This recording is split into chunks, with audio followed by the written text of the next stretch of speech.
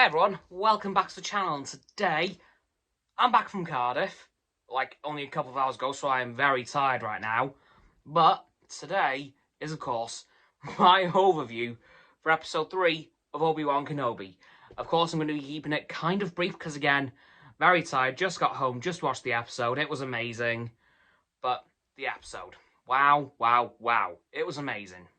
We started the episode off right where episode 2 left, with Obi-Wan and Leia on the transport ship. I would also like to say all my predictions for this episode were wrong.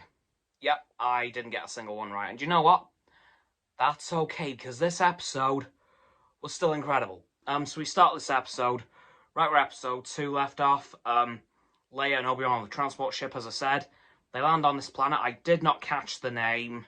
Obi-Wan has been there before, apparently during probably the Clone Wars with Anakin. I'll come back to that in a moment. And we see the planet was once covered in fields, but it has now been decimated by the Empire. And on the transport ship, Obi-Wan, yet again, tried to reach out to Qui-Gon Jinn. No answer. But he did accidentally catch the attention of Darth Vader, who we saw suit up for the first time ever. And I've got to say, Vader is terrifying in this episode. He is so ridiculously scary in this episode. It's insane. I have never been more scared of Vader in my entire life. He was so cool in this episode. It is amazing. So we see him suit up, and then, in a very big twist, we see him speak to Reva, personally, on their own. Because Vader knows that she's after Obi-Wan. He is definitely after Obi-Wan. So naturally, Vader says, you know what? Go for it. You capture him. I'll be the one to kill him. But, cutting back to the planet that Obi-Wan and Leia are on, not long after they land, Obi-Wan has a vision. He sees Anakin, as he was last seen in Revenge of the Sith, which I definitely think was Vader screwing with him through the Force. That was definitely a Force projection from Vader. And that was really screwed up if that was the case. Like, Jesus, Vader, I know you're angry, but yikes. Saying that, that's not the worst thing he did in this episode. Oh, no. Well, eventually, Obi-Wan and Leia decide to get a transport to the nearest port on this planet to get to another planet, probably Alderaan. But unfortunately, the transport that they've got on is actually owned by a Imperial sympathizer, which in the end doesn't end too well for Obi-Wan. Because, well, how can I put this?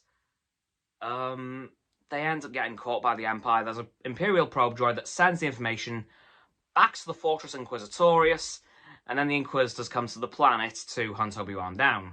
With the help, but Obi-Wan does have help. A new ally, couldn't catch a name, but there is someone's name that I did catch. This person appears to have helped a certain Quinlan Vos, a legend of the Clone Wars, if you've watched that show, and one of the books as well. I don't remember the book title, but in that book, Asajj Ventress, who was then a bounty hunter, teamed up with Quinlan to try and kill Count Dooku. Obviously didn't work, because we know how Count Dooku died in the end. But Quinlan Vos made a sort of cameo, so I'm quite happy to see that he did survive that book, because, spoilers, he dies in that book. Not! So I was very happy to see that Quinlan is very much alive. Well, was. That may have changed since, but we know he survived that book, so woo! Then, when the Inquisitors arrive on the planet, they're not alone. Yep, Darth Vader himself has joined the hunt in person. And then Obi-Wan kind of poos his pants. He's like, uh-oh, oh no, this is bad. Oh god, yep, no, But then unfortunately for Obi-Wan, Vader finds him. And then they enter a lightsaber duel, which I have to say was amazing. Like, it wasn't like the prequels, you know, the flipping and the jumping and all that stuff. It was more like a sequel lightsaber duel. You know, a lot of power, a lot of emotion in the fight. You could tell Vader is still extremely angry at Obi-Wan for leaving him for dead on Mustafar. You can see that, and you could see Obi-Wan thinking, "Oh my God, what have I done?" It was so good to watch. But again, Vader was absolutely terrifying because at the end, Vader got a bit of revenge on Obi-Wan. Set the ground on fire and dragged Obi-Wan through it. You did that to me, so I'm going to do it to you. I think we found out how Vader's going to be in this series.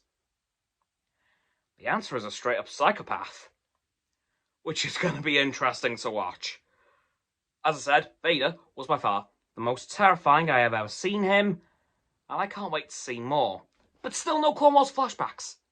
Not one. So they're definitely waiting for that till the very end, which is a interesting but not surprising choice. Anyway, guys, that's going to do it for this video on episode 3 of Obi-Wan Kenobi. So, please don't forget to like this video, subscribe to my Roxanne's and Frost's YouTube channels. That links are in the description, that's a button. Down there, of course, yeah, that big red one, unless you've already subbed. And it's great. Thanks for that, by the way. And once you've done that, don't forget to click all 3 bell icons to get all 3 sets of our notifications. Comment as well, because why not? And let me know what you think of this episode and how utterly terrified of Darth Vader you were. Once you've done that too, don't forget to follow me on all of my social medias. They'll be in the link tree in the description. Please don't forget as well to check out Roxanne's website and Frost's Instagram. The links are also in the description below my link tree. And lastly, please, please, please, do not forget to share this video with all of your friends so they can join the infinite loop of liking, subscribing, commenting, following, and sharing, and around and around and around that loop. And I'll see you guys tomorrow with another video. Goodbye!